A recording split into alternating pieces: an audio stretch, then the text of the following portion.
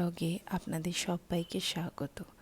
মহালয়ার দিন বিকেলবেলায় আমরা দুই যা আর আমার মেয়েকে নিয়ে গেলাম সপরিবারে মায়ের আবির্ভাব দেখব বলে। রাইকারও খুব উৎসাহ কিভাবে ঠাকুর গড়ে দেখার। গলি দিয়ে যেতে যেতে এই ভাইটির অদ্ভুত তুলির টানে আমরা আটকে গেলাম। মন্ত্রমুগ্ধ হয়ে গণেশ ঠাকুরের সজ্জা দেখতে লাগলাম। দু এক কথার আলাপচারিতার পর আমরা গেলাম আরও একটা জায়গায়। ভিতরে দেখছি অনেক ঠাকুরের মূর্তি ও তার সাজ সরঞ্জাম রয়েছে। একটু ডাকাডাকি করাতে বাড়ি থেকে একজন এসে আমাদের দরজা খুলে দিলেন।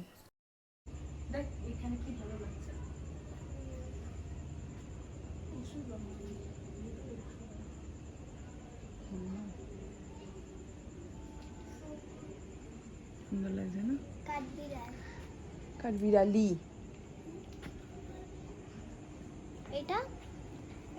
এটা মা দুর্গা, যার মুখটা ঢেকে রেখেছে।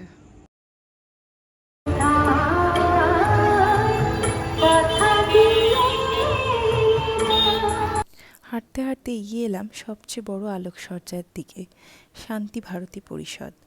এর পাশেই আমার জায়ের দিদির বাড়ি। একবার যখন এসেছি তখন টুক করে একটু দেখা করে আসি। হ্যাঁ বা, এটা খুব সুন্দর হয়েছে তো, খুব সুন্দর হয়েছে।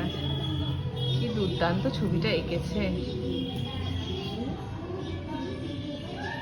পেন্সিল শেডিং শেখাচ্ছে এখন? ড্রয়িং শিখিস? হ্যাঁ, 2 বছর হয়ে গেল শেখা। ও বলো। সুন্দর এঁকেছে পেন্সিল শেডিং। এটা কে রে উকি মারছে? এটা কে উকি মারছে? এসো এসো। এই টুকি টুকি হয়ে গেল পুরো।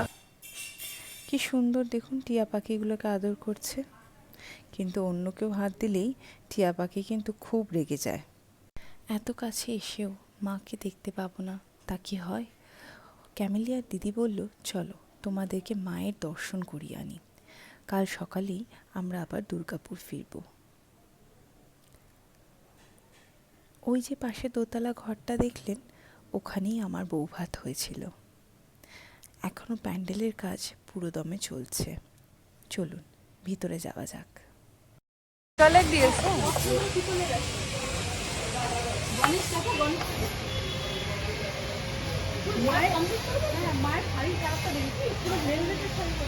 হ্যাঁ হ্যাঁ হ্যাঁ, ভেলভেটের শাড়ি পুরো। আস্তে আস্তে নিচে জিনিস রয়েছে। কি অভূতপূর্ব লাগছে সপরিবারে মায়ের সজ্জা। ভেনিসের আদলে তৈরি হচ্ছে পুরো প্যান্ডেল।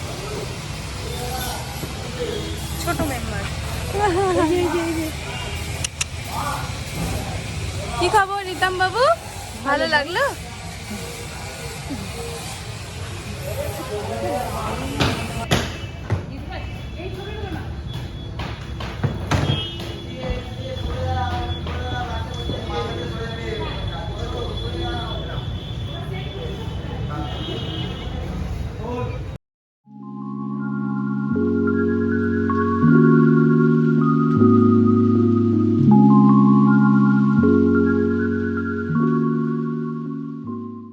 সামনেই একটা ওয়েফল শপ ছিল।